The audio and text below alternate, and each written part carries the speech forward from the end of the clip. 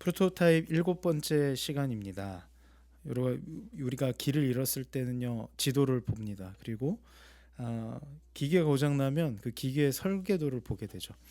마찬가지로 교회를 우리가 제대로 알려면요, 교회 프로토타입인 초대교회를 보게 될 때 하나님이 기뻐하시고 이 시대가 원하는 교회가 세워지게 되기를 축복합니다. 초대교회가 굉장히 부흥했습니다. 2장에서 보면요, 베드로가 설교를 하니까 어떻게 됐냐면 3천 명이 세례를 받아요. 와우. 4장에는요, 믿는 남자의 수만 5천 명이었다라고 기록하고 있어요. 그리고 오늘 본문 6장 1절에도 제자가 더 많아졌다라고 표현하면서 시작하고 있습니다. 수천 명이나 되는 집단이 되었다는 것이죠. 수천 명이 아마 다양한 장소, 다양한 모양으로 모여가지고 우리가 예전에 봤던 것처럼 막 필요에 따라서 막 나누고 물건을 통용하고 식사 교제를 하였을 것입니다. 그리고 막 말씀을 듣고 함께 찬양하고 기도하는 모습을 우리가 한번 상상해 봤으면 좋겠습니다. 참 은혜로운 장면이죠. 수천 명이 그렇게 초대교회의 집단 공동체가 되어서 함께 몸된 교회를 이뤘다는 것을 생각하면 그렇습니다. 사람이 많아진 것은 참 긍정적인 모습일 수 있지만 사람이 있는 곳에는요, 반드시 문제가 발생합니다. 오늘 본문에는요, 차별의 문제가 터지게 됩니다. 교회는 필요에 따라 나누는 구제 사역이 있었습니다. 근데 특별히 그 과부들을 위한 구제 사역이 존재했던 것 같습니다. 남편을 잃은 부인들은 아주 심각한 생계 문제에 있었을 것이고 그 필요들을 교회 공동체가 내버려 두지 않고 그것을 채워주려고 했었던 것이죠. 근데 이때 안타깝게도 헬라파 과부들이 구제를 받지 못하는 문제가 발생합니다. 과부로서 남편이 죽었기에 정말 정서적 괴로움이 분명히 있었을 것인데 거기다가 경제적 궁핍함도 있는 데다가 본토 이스라엘이 아닌 이방 지역 출신이라고 해서 구제를 받지 못하게 되는 차별까지 겪게 된 것이죠. 정서적 괴로움, 궁핍함, 차별, 아주 어려운 마음이 들었을 것입니다. 근데 이런 상황이 벌어진 이유를 추측해 볼 수 있는 것이 있는데요. 바로 오늘 이 이유를 말씀을 통해 알 수 있죠. 2절에 보면 이렇게 나옵니다. 12사도가 모든 제자를 불러 이르되 우리가 하나님의 말씀을 제쳐놓고 접대를 일삼는 것이 마땅하지 아니하니.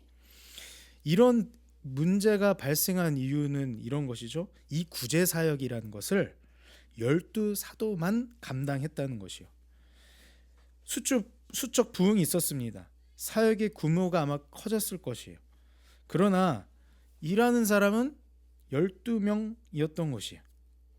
그렇다 보니 매우 분주했고 고의는 아니었겠죠. 피차 생각지도 못하게 행정사고가 난 것입니다.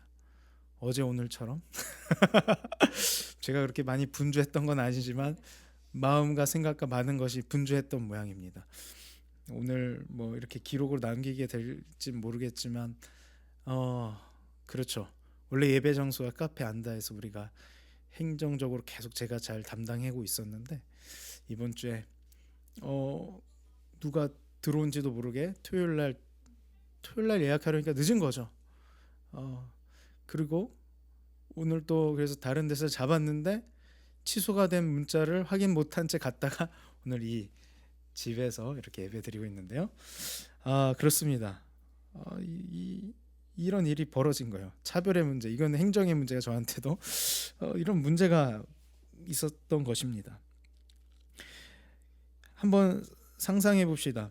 엄청 이 수천 명이 있는 집단에 12사도만 일한다는 것은 이런 상상을 해본 것과 같을 것 같아요. 사람이 있는데, 몸이 있는데 팔과 다리가 이런 거예요. 이렇게 붙어 있는 거예요. 팔과 다리가 엄청 짧은 겁니다. 근데 몸통은 엄청 크죠. 팔과 다리에 비해서는. 그러니까 걷지도 못하는 거예요. 주저앉아 있는 것이죠. 그리고 허리가 가렵다고 막 긁으려고 하는데 손이 안 닿는 거예요. 그래서 온몸이 괴로운 상태와 같은 것입니다.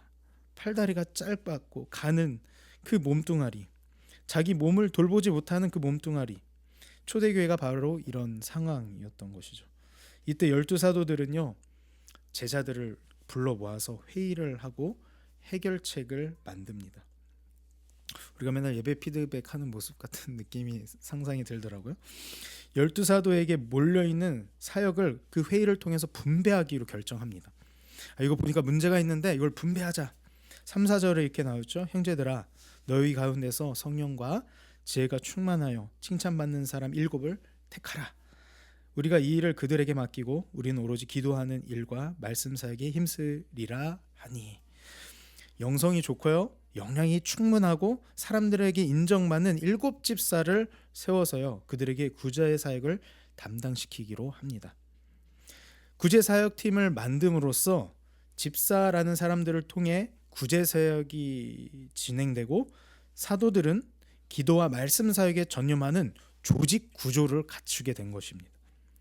처음에는 팔다리가 아주 가늘고 짧았는데 어떻게 됩니까? 7집사가 생김으로 팔과 다리가 길어지고 튼튼해진 것입니다. 그래서 팔이 열심히 몸을 돌볼 수 있게 되고 다리가 열심히 움직일 수 있게 된 것이죠. 문제가 발생했지만 함께 모여서 이 문제에 대해서 머리를 맞대고 논의하고 해결책을 찾았습니다. 그리고 나서 그 해결책대로 실행한 결과가 어떻게 됐습니까? 7절에 이렇게 나오죠. 하나님의 말씀이 점점 왕성하여 예루살렘에 있는 제자의 수가 더 심히 많아지고 허다한 제사장의 무리도 이도에 복종하니라. 어떤 결과가 나타났냐면 하나님의 말씀이 왕성하게 되었다고 합니다. 게다가 제자의 수가 더 늘었다고 합니다. 영적인 부흥이 임했고 더불어 수적인 부흥이 동시다발적으로 일어나게 됩니다. 여기서 아주 우리가 중요한 사실을 한 가지 알 수 있습니다. 이 본문은요, 교회에서 문제가 발생했을 때에 이 문제를 아름답게 해결하게 되었다는 문제에 대한 이야기가 아니라는 것이에요.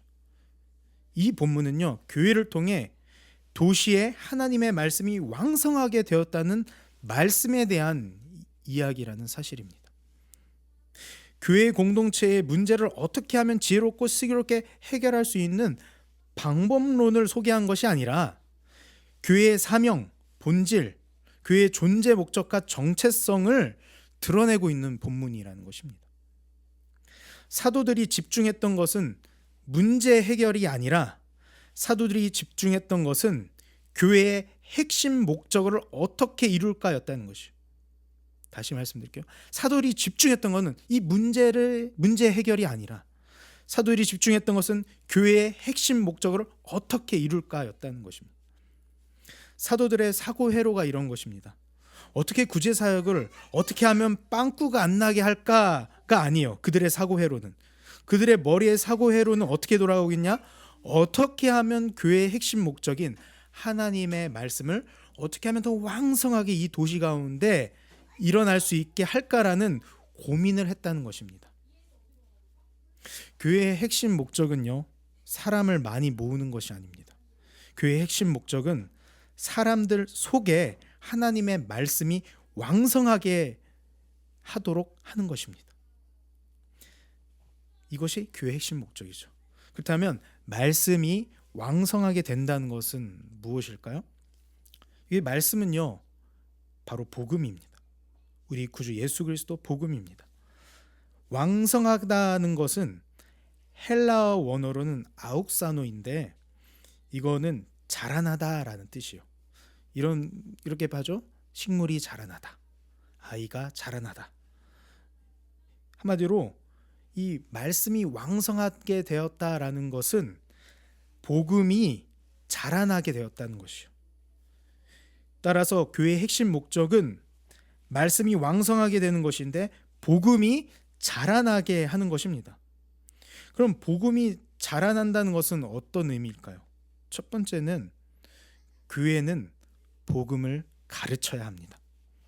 진리가 무엇인지 정확하게 가르치는 것입니다. 예수님이 어떤 분인지 알려주는 것입니다.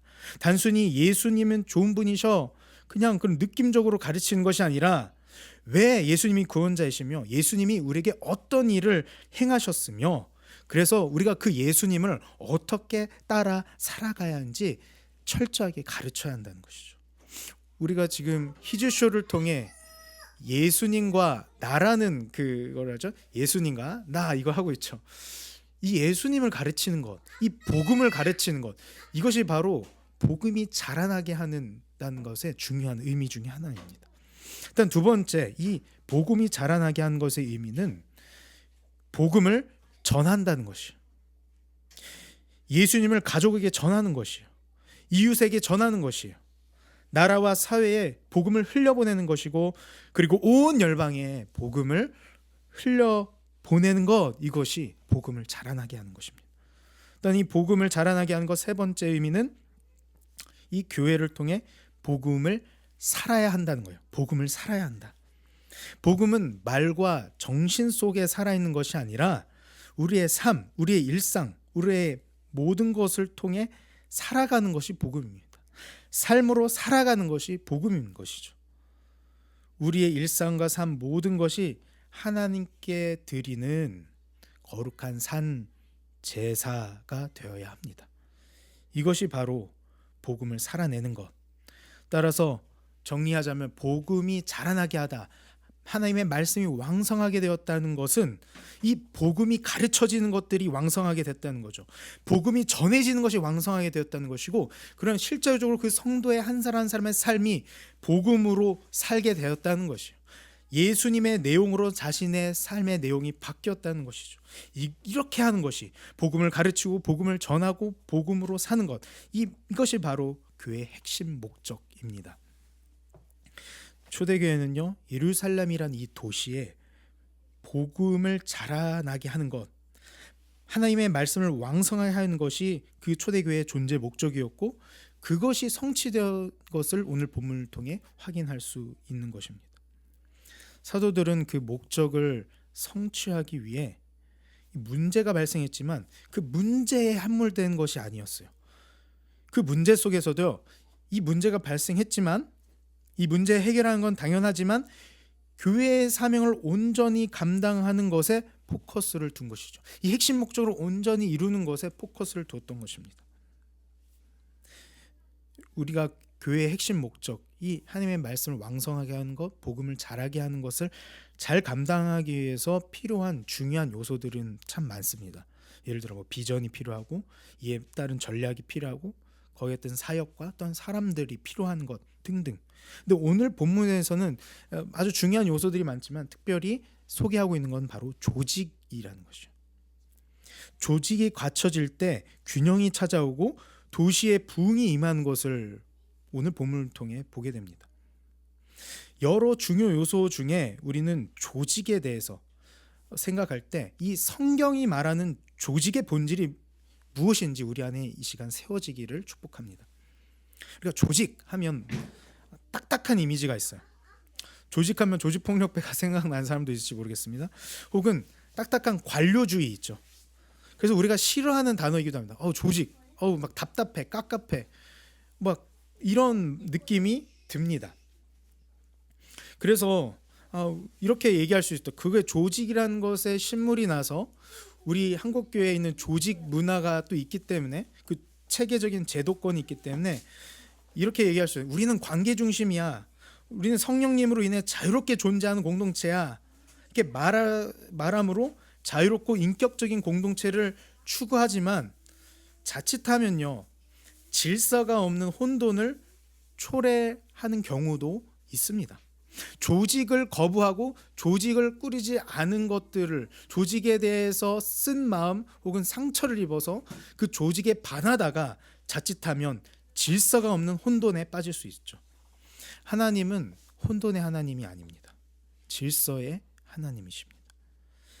무질서와 혼돈에 있던 세상을 말씀으로 질서를 세우셨고, 그런 방식으로 온 만물을 창조하셨습니다. 따라서 조직이란 무료하고 건조한 구조물이 아닙니다.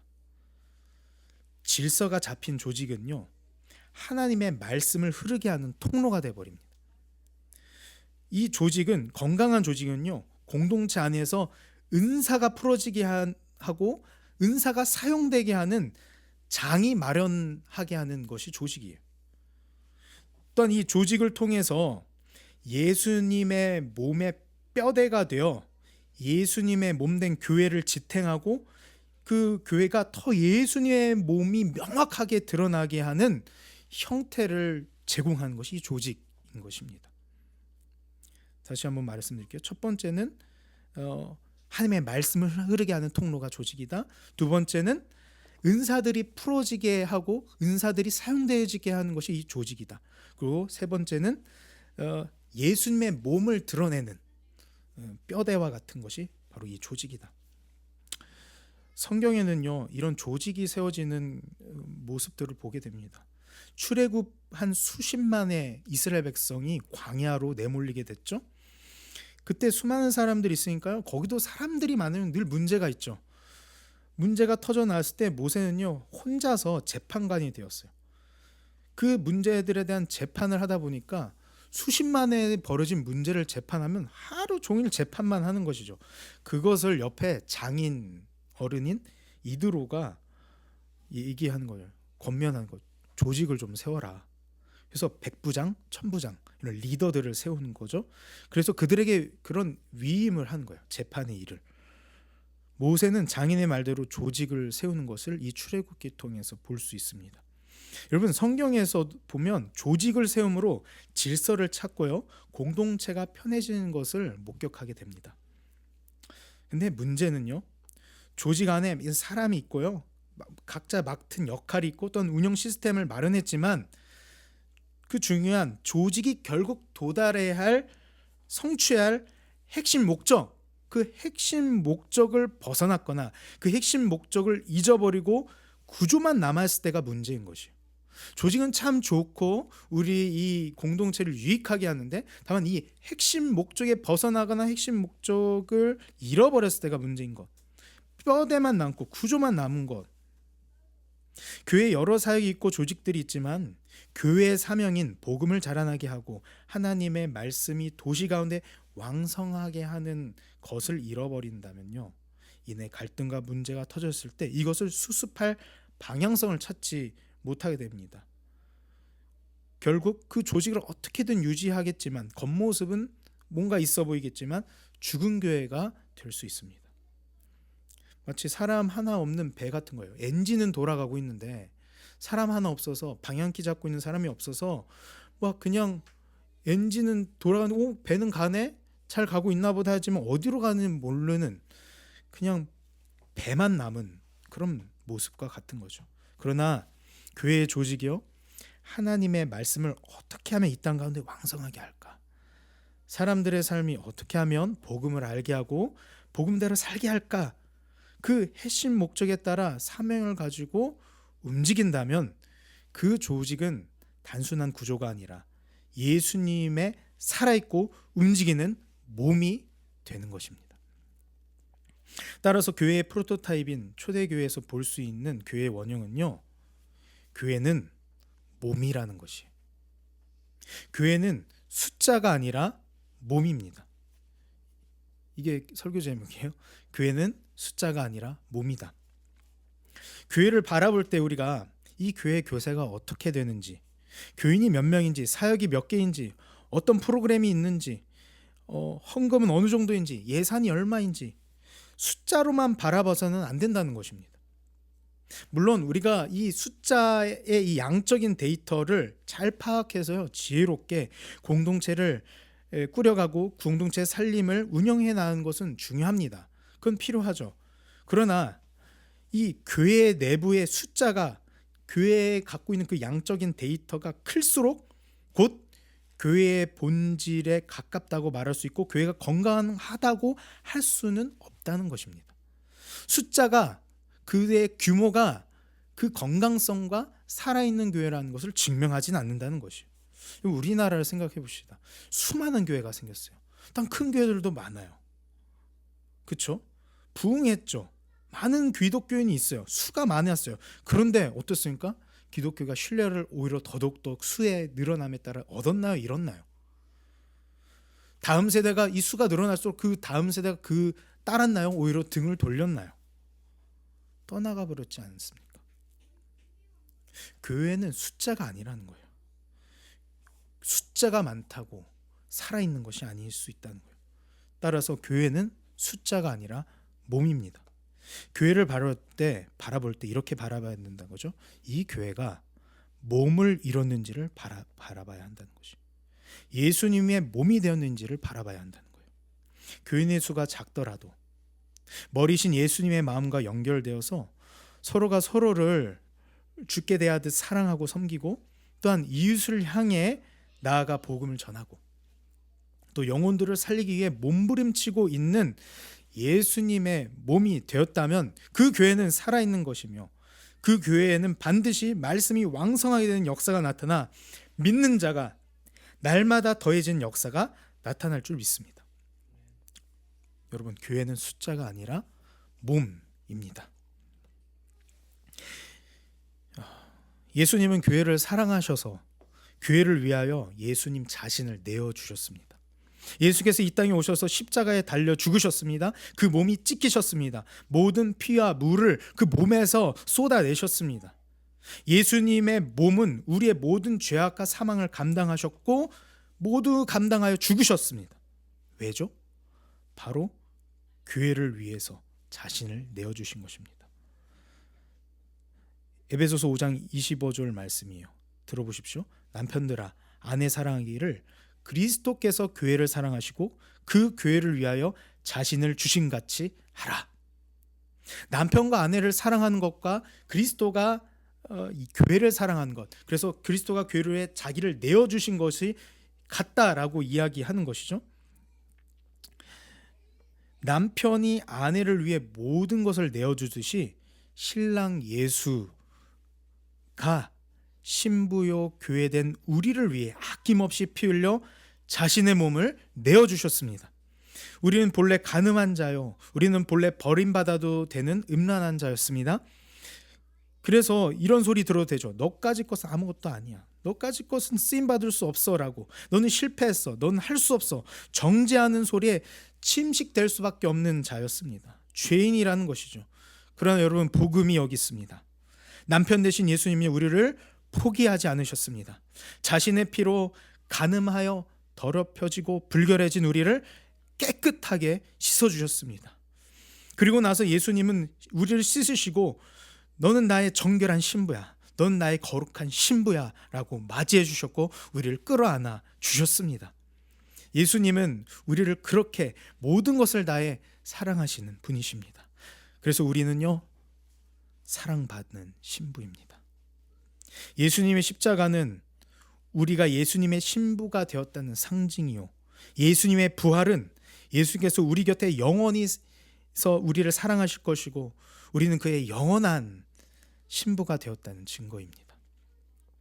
남자와 여자가 하나 되어 한 몸을 이루듯이 십자가 부활을 우리가 믿을 때에 예수님과 우리가 한 몸을 이루게 되었습니다. 이제 더 이상 정죄함은 없습니다. 그 은혜가 우리를 신부되게 하고 그 은혜가 우리를 거룩한 교회되게 하였고, 이 복음이 이 땅에 살아 숨쉬는 예수님의 몸이 우리가 되도록 하였습니다.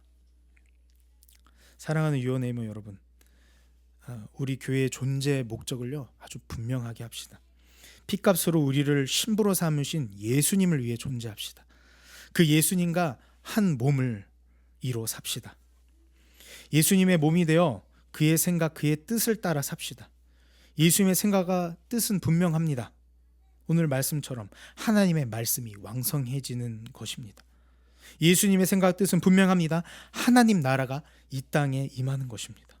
복음이 영혼들에게 들어가 영혼들이 살아나는 것입니다.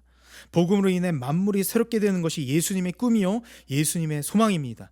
그렇다면 그 예수님의 몸인 우리 유언네임 처치는 머리이신 예수의 비전을 따라, 예수님의 그 비전을 따라 하나님의 말씀이 왕성하게 하기 위해 힘써 보십시다.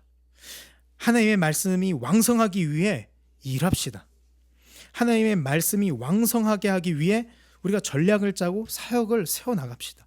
그리고 하나님의 말씀이 이 도시와 이 땅 가운데 왕성하게 하기 위해 사람들을 부르고 세웁시다. 그저 방관자, 관람자 혹은 군중이 아니라 철저한 예수님의 몸이 됩시다. 때로는 보이는 숫자에, 보이는 것에 낙심되어서 두려움과 걱정에 함몰될 위기에 들어갈 수도 있습니다. 소진되고 지칠 수도 있죠. 이때 우리가 해야 할 것은 어떻게 하면 숫자를 늘려야 하자는 늘리는 그런 숫자가 아니라, 우리가 해야 될 것은 더욱더 우리가 예수님의 몸이 되는 것, 예수님의 몸을 세워가는 것을 해야 함을 기억하시기를 바랍니다. 숫자가 아니라 몸을 세워감으로 이렇게 예수님의 몸이 될 때 저는 믿습니다. 영적인 부흥이 일어날 것이고 생명의 역사, 회복의 역사가 있으니 더불어 믿지 않는 자가 주께 돌아와서 제자의 수가 날마다 더해지는 일이 일어나게 될 것입니다. 이렇게 되길 주님의 이름으로 축복합니다.